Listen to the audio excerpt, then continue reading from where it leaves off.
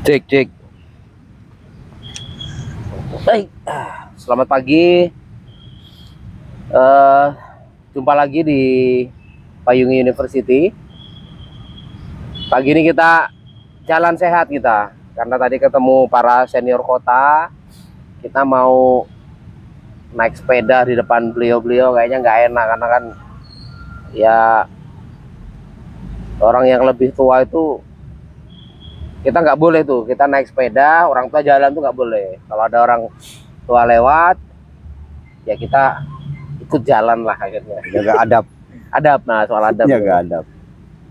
atau nanti ya kita cari rute lain gitu kalau lagi gitu kan. Ada orang tua apalagi senior toko-toko kota, kita inilah naik sepedanya jalur samber nanti. Habis itu nongol lagi ke sini. Oke, kemarin kita ini teman-teman membahas tentang ekoliterasi. Kali ini kita akan membahas lagi tentang ekoliterasi, dan ada problem-problem yang hari ini sebenarnya belum terselesaikan. Misal bagaimana pertanian kita yang memang kualitas panenan kita tuh makin buruk. Beras yang kita makan, sayuran yang kita makan tuh harus halus, padahal sayuran yang bagus tuh malah yang bolong-bolong gitu. Tapi karena mungkin orang melihat sayuran bolong tuh kayak nggak terawat, padahal kalau ulat suka pasti sehat. Saya ingat video yang diputar oleh Bumi Langit Institute, Iskandar Wawuruntu. Itu siapa ya, istrinya Daria itu mengatakan jika ulat itu suka, maka mestinya manusia juga suka gitu. Jika ulat mau, mestinya manusia mau. Yang repot ulat tuh nggak mau, malah manusia mau. Iya kan? Iya kan, aneh nih manusia, padahal manusia tuh sekolah. Ya gak, ulat kan nggak sekolah gitu. Oke, di pulaunya Bang Rahmat di Sapeken, pulau lagi apa Bang namanya Bang? Sahur. Pulau Sahur gitu. Dulu beliau ya masa kecil itu pernah nangkep rusa.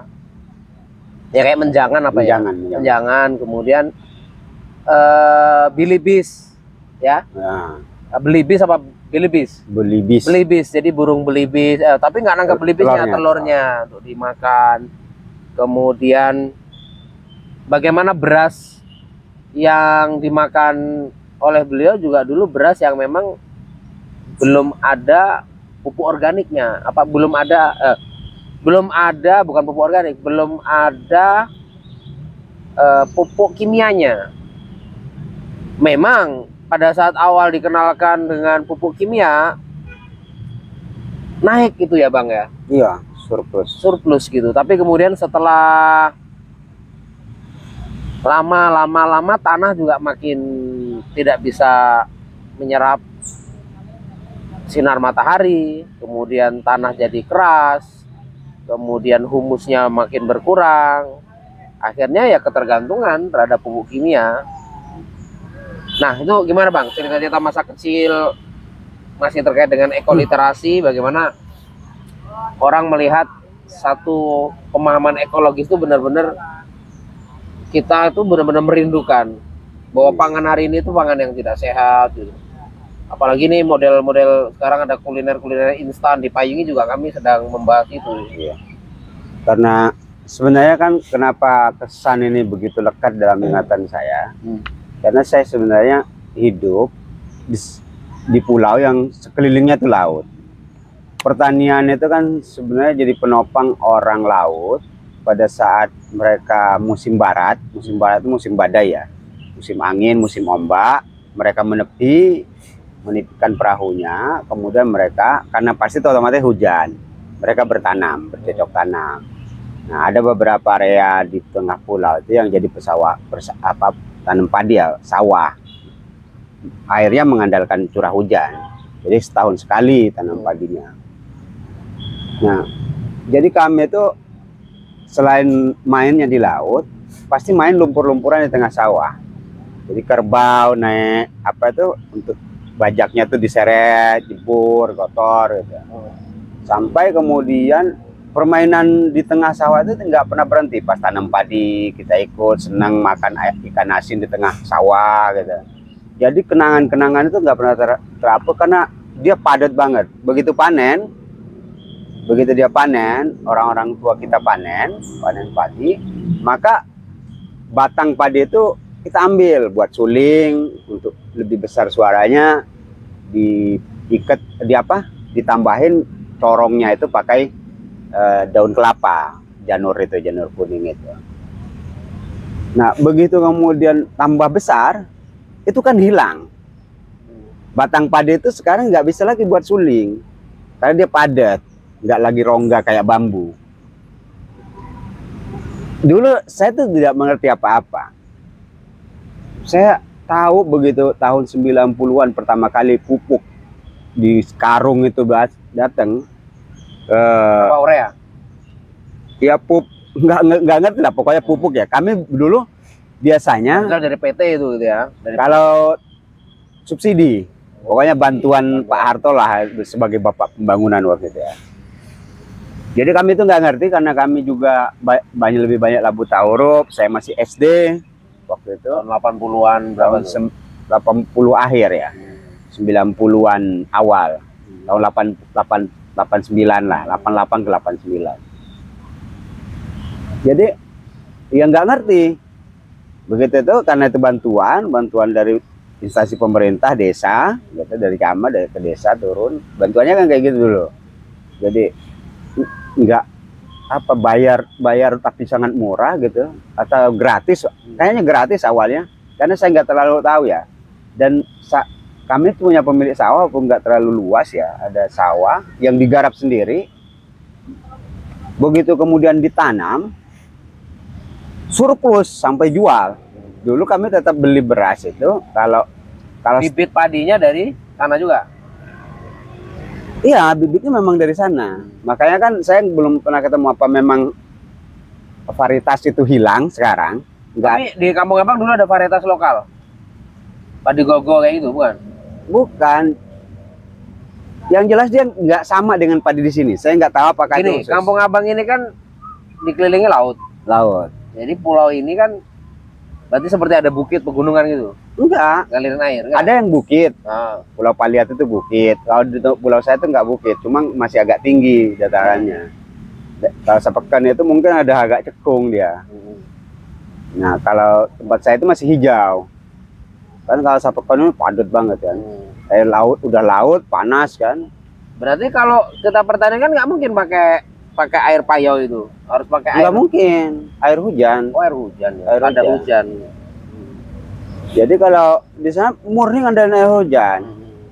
Nanti kan ada kayak, jadi air payau itu kan, jadi air payau masuk ke laut, dia ada garam, ada sawah garam gitu lah ya. Oh, dia produksi garam juga. Ada juga, sekarang nggak ada lagi. Petani garam dulu ada. Ada petani garam juga. Garam sana itu bagus, putih.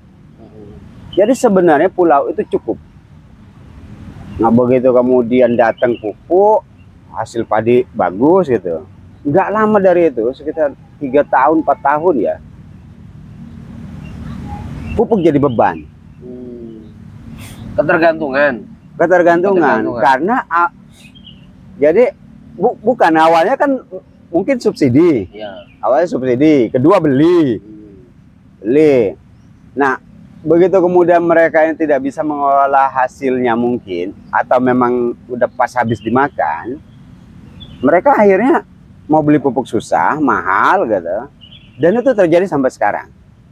Ini pupuk orang ini nanam padi untuk dijual apa untuk dimakan?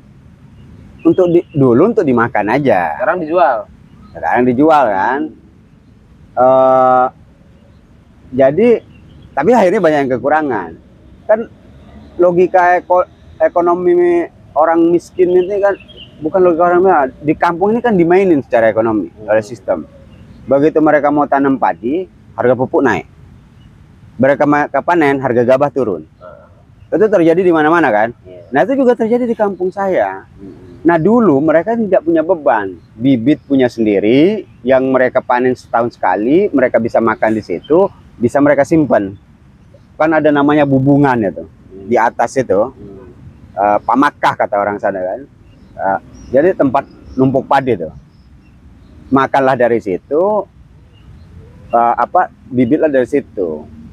Jadi mereka nggak pernah pusing masalah bibit. rata-rata orang di kampung saya itu nggak pernah punya kekurangan. Ya. Kecuali mungkin mereka kalau mau beli baju bagus. Kalau soal makan, minum, lauk, semua ada. Garamnya juga bisa. Jadi abang tuh bosan makan ikan ya? Bosen lah. Kenapa orang itu tidak berprinsip bahwa yang harusnya jadi lauk itu nasinya? Nasinya itu ikannya. Oh, orang siapa kan biasanya juga kayak gitu. Jadi Artinya kan nggak mungkin orang panenan beras tidak memungkinkan, nggak berlimpah. Itu sama kayak Baduy. Baduy sama Kasupuan Cipta Gelar. Kan mengharamkan menjual beras. Mereka kalau mau dapat hariannya dari panen madu, panen buah-buahan, durian. tahun 80-an ya, pertama kali saya masuk sekolah, 84 ya, kalau nggak salah. Sebenarnya sampai tahun 91, 92 di kampung saya itu masih barter.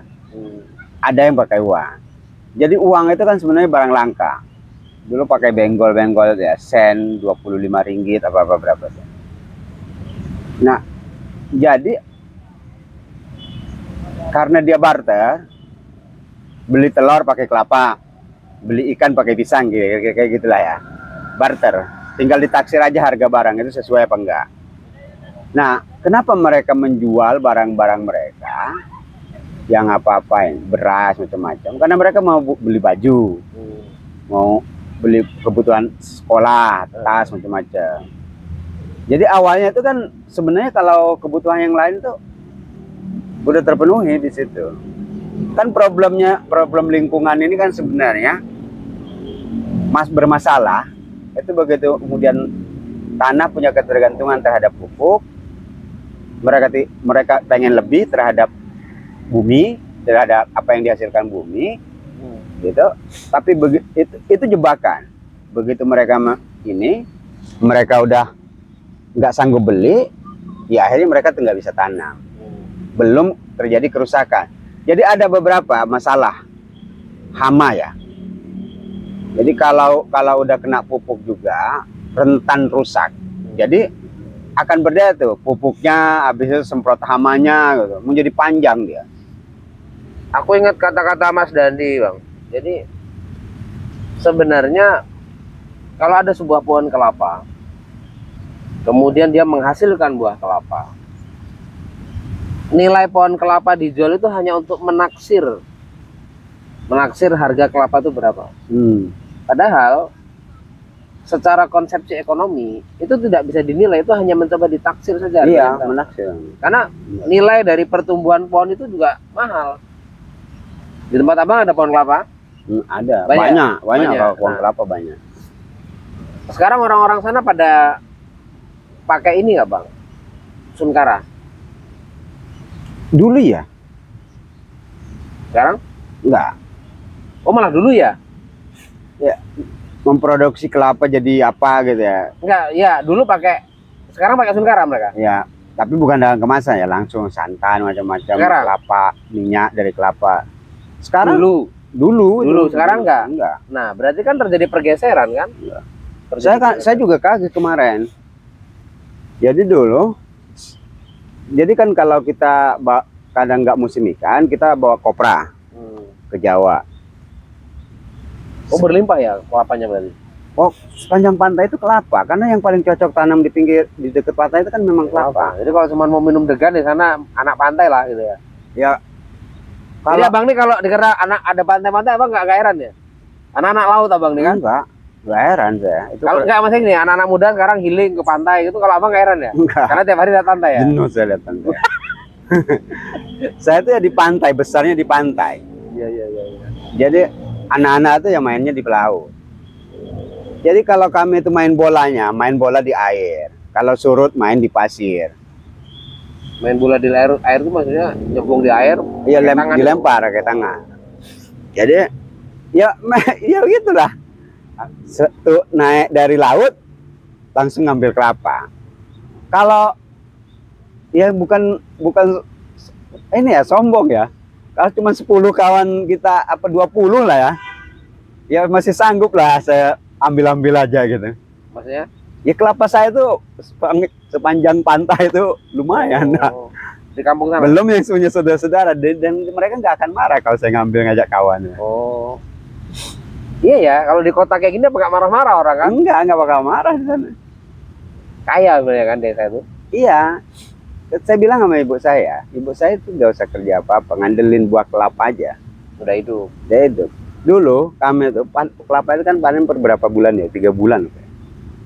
Jadi belum selesai panen ini, udah harus panen lagi di sini. Dulu ya, masih subur-suburnya kampung itu. Itu Jadi kan juga akui, Pak Rai. kita akui pulau makin rusak ya. Iya rusak. Makin rusak ya. Ada juga orang nebangin pohon kelapa, Bang. Ya ada, kan di sana juga banyak yang buat rumah ya. Oh, buat rumah. Nggak apa-apa, kelapa itu nggak apa-apa ya tebang. Tapi Tanam lagi. jadi kita udah berpikir, kalau saya itu dulu, makanya kenapa ibu saya itu ngomong itu kelapa saya, karena saya nanam dari SD. Mangga saya nanam. Disuruh nanam memang. Jadi memang dilatih sama bapak. Jadi pokoknya ini mau ditebang, maka setahun sebelumnya atau tahun 6 bulan sebelumnya kita udah tanam pinggirnya. Ini tebang, ini naik. Jadi kita nunggu 3 tahun dia udah mulai. Jadi tambal sulam gitu. Kelapa hijau. Iya, kelapa tinggi-tinggi. Masuk ya. Jadi ya itu dulu keramahan kita terhadap lingkungan memang luar biasa. Kalau orang kampung saya ingat dulu tuh cara mupuknya itu, cara mupuk tanah itu sangat sederhana. Jadi kan karena memang setahun sekali habis panen, jadi dikumpulin rumputnya, dibakar, udah jadi pupuk. Jadi dibakar itu karena dulu bisa ditaksir hujan itu di bulan berapa kebiasaannya kan. Dulu kan cuaca tuh kayaknya tetap gitu. Iya, apa periodiknya nggak tahu lah. Iya, habis dibakar disiram hujan kan, baru ditanam. Saya juga kalau nanam timun, jadi sekeliling rumah itu Mas, pekarangan itu sampah dibakar, sampah itu kalau enggak jarang sama plastik gitu ya. Jarang. Kalau di sana kan jarang plastik memang. Ya, plastik itu termasuk barang mewah lah dulu kan. Karena saya itu kalau bapak pulang berlayar, dapat kantong kresek gitu, bisa jadi tas. Iya dulu jadi tas itu. Iya, dulu. Angkatan saya lah ya. Mungkin Mas Dema nggak nemuin itu. Jadi kalau tasnya bagus-bagus ya tuh, jadiin tas buku ke sekolah. Pakai plastik itu. Pakai plastik lah, dikasih lah tali rapia jadi selempangnya. Jadi udah gagah itu pokoknya. Bolang. Dari bolang tuh. Iya, ke sekolah bawa buku. Jadi nggak langsung dibuang gitu kalau kecuali dia rusak. Kadang dia buat layangan plastik. Kalau udah dia sobek jadi layangan. Jadi sebenarnya orang-orang dulu tuh kreatif ya. Nah, jadi kalau pekarangan ini kayak gini ya, nggak ada sampah, kita mau tanam timun gitu, ya kita bakar dulu. Kita bakar. Artinya itu ya daun-daunan, resak-resak itu ya. Iya. Untuk mupuk. Daun pisang, daun apa kita bakar. Nah, habis itu kita biarin sehari. Baru besoknya kita sebenarnya kan nanam timun itu taruh jadi. Pulau Abang tuh sama kota ini gede mana? Gede kota ini ya? Kota inilah. Berapa sih luasnya pulau itu? Kalau Sapeken ini mungkin dari kecil banget lah ya. Sapeken itu mungkin dari Metro Timur. Dari simpang kampus ke UM lah. Simpang kampus Ke UM. itu aja. Diameternya kayak gitu lah. Berapa penduduk itu? Oh, banyak Mas, 10.000 kakak ada tuh. Padat ya? Itu padat. Nah, pulau saya sekitar 5 kalinya itu. Jadi jaraknya itu hampir sama. Oh, Sapeken itu tempat transit aja. Nah, itu ibu kota kecamatan. Malah ibu kota. Itu pusat. Kalau tadi yang punya Abang Ngerau apa? Pulau Saur. Saur itu dia masuk kecamatan. Desa. Oh, desa. Itu pun desa gabung dengan 2 pulau. Sama Saibus sebelahnya. Semua orangnya di situ sukunya Bajo, Mandar, Bugis. Bajo, Mandar, Bugis. Ada Madura juga. Jadi bahasanya macam-macam. Yang Mandar ya pakai Mandar. Bahasa Indonesia jarang. Oh jarang. Sampai sekarang enggak. Sekarang udah banyak Iya, Indonesia. Sampai sekarang orang saya kalau ketemu orang kampung disebut sombong kalau pakai bahasa Indonesia. Jadi kami kan punya tradisi nggak pernah ninggalin bahasa ini. Saya Ya, itu lokal jenius kan sebenarnya. nggak bisa. Kalau ada sampai ketemu nih saya sama orang kampung, dia akan cerita tuh ke kampung, sok-sokan bener dia udah lupa bahasa kita. Jadi itu akan cerita karena ada beberapa kejadian dia merantau. Karena dalam logika kita sejauh-jauh kamu pergi itu gila kamu kalau lupa bahasa kampung lokal itu. Nah ada yang seolah-olah lupa kan, makanya dia akan jadi cerita tuh. Diledek lah istilahnya ya. Bisa ya itu, padahal dia baru berapa tahun gitu. Teman-teman, kalau teman-teman pernah mendengarkan pidato kebudayaan Seno Gumira Aji Dharma, dia bicara tentang kebudayaan dalam sebungkus tusuk gigi.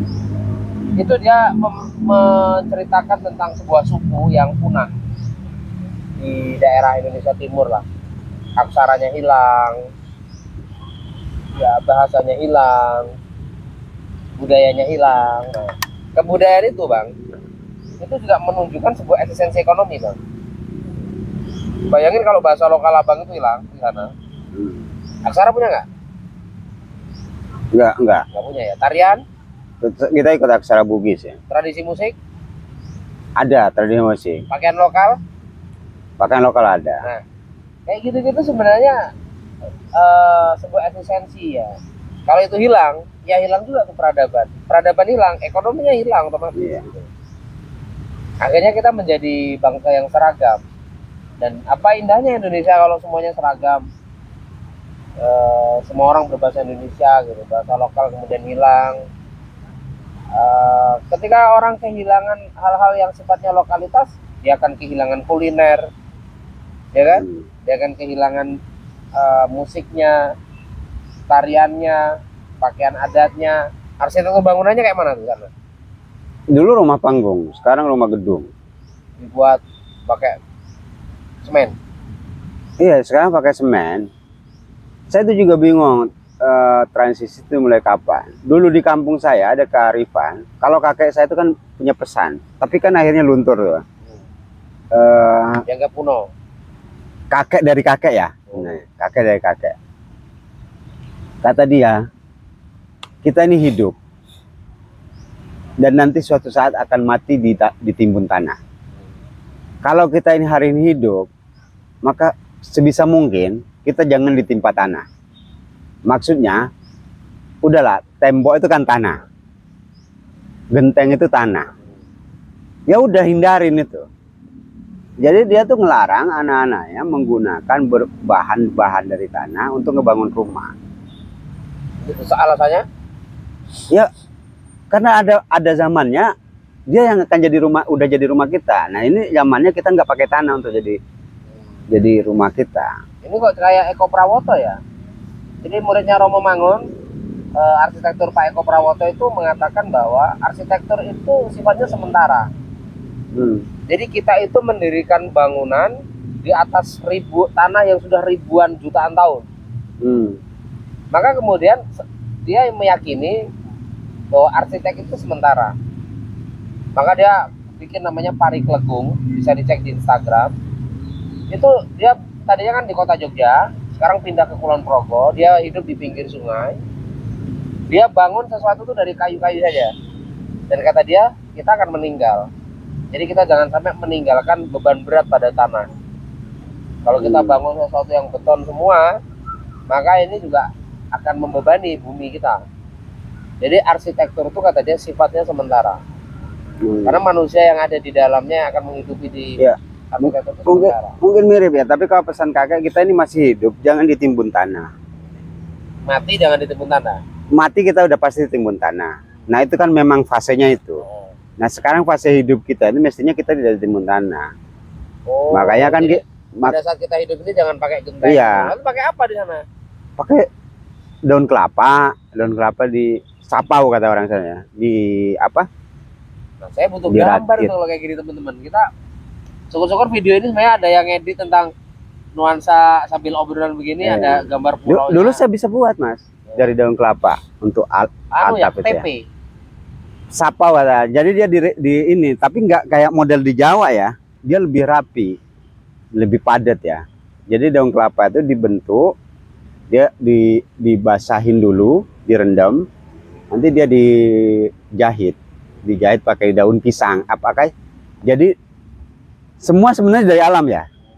Tali kita itu kalau nggak dari pelepah kelapa, pelepahnya itu di ini, itu pasti dari batang pisang itu. Batang Pisang juga banyak. Pisang banyak. Jadi dari situ. Kalau enggak dari situ dari rea kata di sana. Ilalang. Oh ya, orang tahu orang Jawa ilalang. Ilalang. Jadi kalau enggak daun kelapa ya ilalang. Kalau daun kelapa kalau di Jawa namanya KTP bang. Di Payungan pernah bikin tuh KTP. Ada Pak Tumijan yang bisa bikin. Ya siapa tahu kalau abang bisa mengeluarkan itu nanti di payungnya ada anyaman kayak gitu. Kita ajarin ke anak-anak mahasiswa untuk nganyaman kayak gitu. Saya masih ingat nggak ya? Karena itu masih SD. Jadi rumah abang yang sekarang masih pakai itu? Enggak lagi. Enggak lagi. Oh, udah berubah rumah udah berubah tua semua. Ya, kan kita juga nggak ngerti ya. Karena mungkin mau nunjukkan eksistensi sebagai orang yang sudah maju, berkembang gitu. Jadi simbol-simbol bangun rumah gedung itu kan semua orang akhirnya berlomba kan. Itu kalau daun berapa tahun bertahannya? Kayaknya nggak nyampe 2 tahun. Lihat kalau di KTP dapat 3 tahun ganti lagi. Kalau hujan? Enggak bocor. Nggak bocor ya? Enggak bocor. Terus aninya apa? Dan itu lebih kokoh loh dari tahan angin. Pakai apa ini ya? Kayu? Ya, kasonya itu dari bambu, dari kelapa. Nebang. Pohon kelapa yang udah tua-tua itu tebang, digergaji jadi kaso. Oh, digergaji juga. Iya. Terus temboknya papan? Temboknya ya ada yang papan. Di situ kan juga ada jati, ada tamate, ada banyak pohon lah di situ ya. Kayu juga. Ada kayu juga. Lantai semen. Apa? Semen papan. Enggak ada unsur tanah. Oh, karena dia rumah panggung ya. Iya. Keren sekali ya. Dan itu sebenarnya arsitektur lokal tuh. Iya. Enggak ada unsur tanah. Kalau dia menandakan dia kelas menengah, pasti kokoh dong rumah panggungnya. Iya. Kokoh. Jadi kan kalau rumah tua kami dulu ya, tapi sekarang kan hilang. Itu gandeng. Rumah gandeng. Kakek, bapak. Jadi digandeng dia. Nanti ada penghubung. Padahal kalau sekarang jadi destinasi tuh ya. Pinggir rumah itu kan kalau rumah-rumah di sini kan biasanya di depan terasnya. Kalau di tempat saya itu keliling. Bang, kalau sekarang tuh mungkin masih ada rumah-rumah itu semua, taruhlah ada 20 rumah yang kayu semua di dalam satu teritorial pinggirnya pantai. Masih ada kayak di Pulau Sadulang besar. Itu jadi tempat wisata? Enggak. Misalkan wisata itu ditolak oleh beberapa tokoh agama. Oh, maksiat. Alasan utamanya pasti maksiat lah. Tapi kita, teman saya juga nolak, takut rusak kan kalau dia eksploitasi. Ya, alamnya rusak ya. Jadi ya eko banget ya sebenarnya orang-orang dulu ya udah ya. Jadi kalau kadang-kadang orang yang ngomong apa kayaknya bersih apa-apa, saya bilang ya biasa aja kali yang kayak gitu ya. Abang lahir emang udah bersih kan? Iya, tapi kan akhirnya itulah ya. Jadi saya tuh selalu berpikir nyimpulkan dari beberapa kejadian